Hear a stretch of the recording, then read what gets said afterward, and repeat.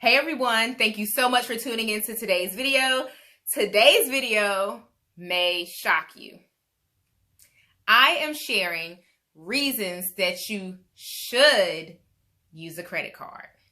Stay with me. I know many of you came to my channel through my budget planning content and you celebrated with me when I paid off all of our credit card debt. My husband and I, we were really diligent. I believe it was last year that we were able to pay off an excessive amount of credit card debt in less than 2 years. At one point, our credit cards collectively creeped up to just over $40,000, and we tackled that. We paid them off, and we have been doing our due diligence to live credit card debt free. So I know you're probably thinking, but Debronetta, what does that mean, sis?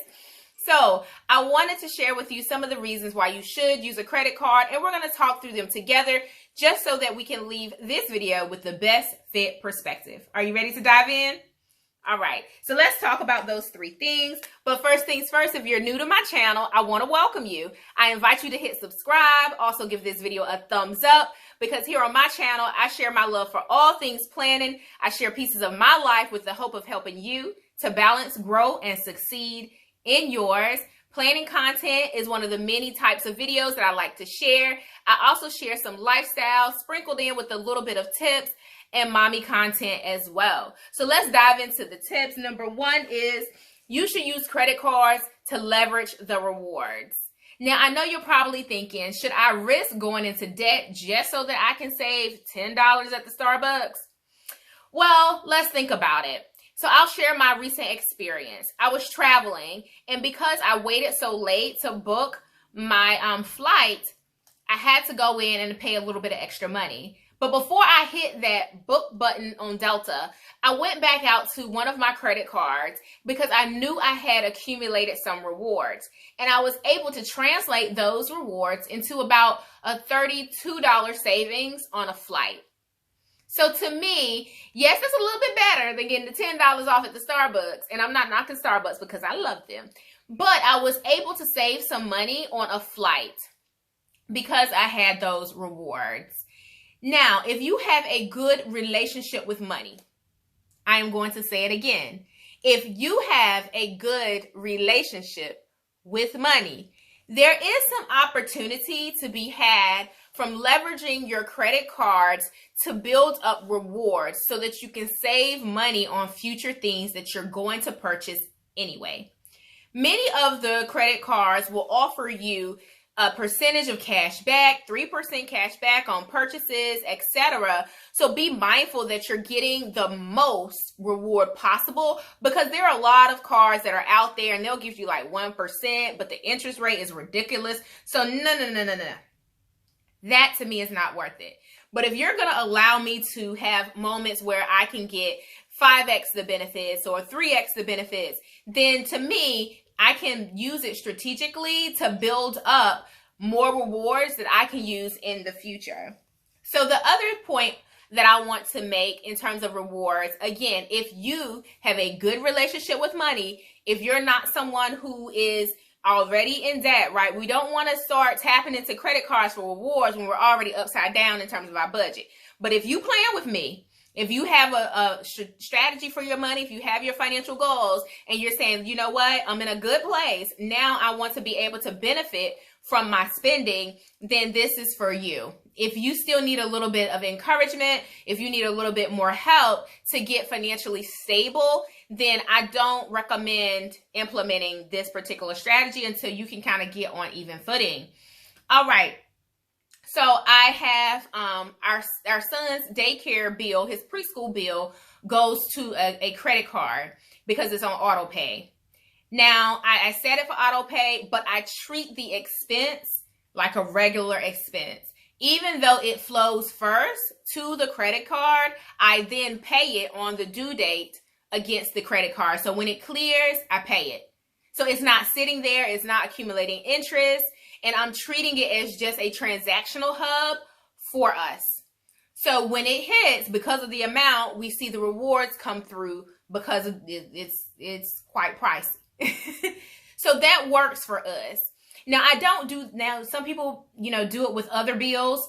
And for me, I'm just not there yet where I feel comfortable. So we're doing onesie twosies here, right? So there's no shame in where you are on your journey when you want to implement something such as this. So I know right now we're still getting our footing in terms of our goals overall, building up savings, sinking funds, This works just so I can manage the control of it. So that's one way that I think about using rewards to really benefit from what you're doing. Now, grocery stores, sometimes the cards do offer like additional cash back for shopping at certain grocery stores. And if we do that, we are very intentional of checking it at least 2 days later to make sure it's cleared. For some, it's 3 days later, whatever the case may be, to ensure that the amount has cleared so we can immediately pay it off. So we have the budget line for these expenses.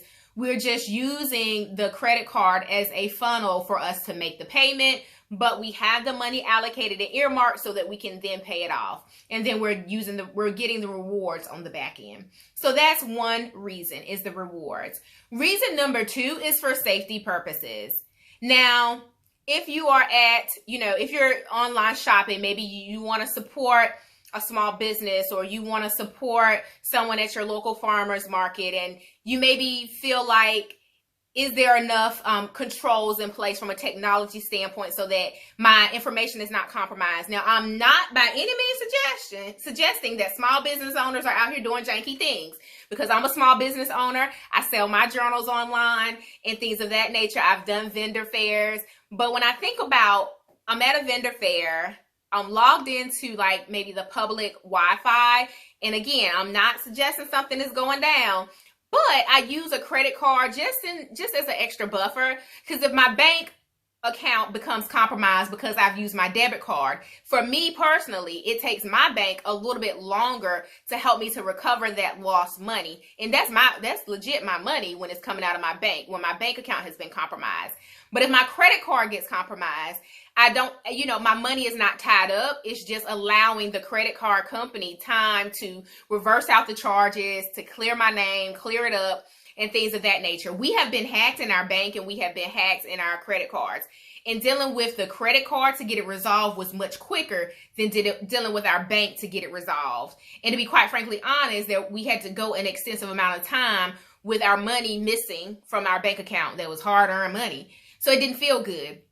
So now when I feel like, I'm doing the shopping online, and even if I'm shopping online at like Nordstrom's or Walmart.com, I'm still using a credit card just as an extra buffer in case something is compromised. Now, I know there's no fail-proof way to prevent someone, doing crazy things, right? People out here desperate, they're doing crazy things with other people's bank information, credit card information. But for me, it's just that extra layer of comfort when I use my credit card. So that was a long roundabout answer for that one. But it's, to me, I feel like that recovery period, that recovery process is a little bit easier with a credit card than it is with a banking institution. So that's number 2. Number 3 is for truly temporary transitions. So say, for instance, you get paid on Friday and it's now Tuesday, and you want to make your BJ's bulk run, and you put it on your BJ's credit card, but you're like, you know what? I technically don't have the money in the bank, but I budgeted for it on Friday, which I know my paycheck comes. So if you have situations that are like that, where it's truly temporary and you can benefit from the rewards, then again, you have to have a good relationship with money. And it's important, in my opinion, to make sure that the money is actually there when you are using a credit card. So those are the 3 reasons that I want to share today. I am going to talk a bit more around using credit cards for more strategic investments, or leveraging debt for more strategic purposes, but that's for another video. And before I conclude, I do want to go ahead and put out that disclaimer. I am not a CPA. I am not a I'm not a public accountant. That's a CPA, one and the same. But I am not also a financial manager, so I don't work for like an investment company or something like that provides financial guidance. I do, however, have my background in finance. Both my degrees, undergraduate, graduate degrees, are in finance. If you're not new to my channel, you already know my story. I work in corporate finance. I'm someone who's very passionate about financial management and personal budgeting. In fact, I do have a workshop coming up. It is an intensive course where I am going to be talking about personal finance so that we can start thinking beyond the budget and start building wealth for our families. So that workshop is coming up on February the 26th. I'll leave a link in the description box if you're interested in checking that out and seeing what that's going to be all about. All right, happy planning. I hope to see you at the workshop. Until the next video, bye everyone.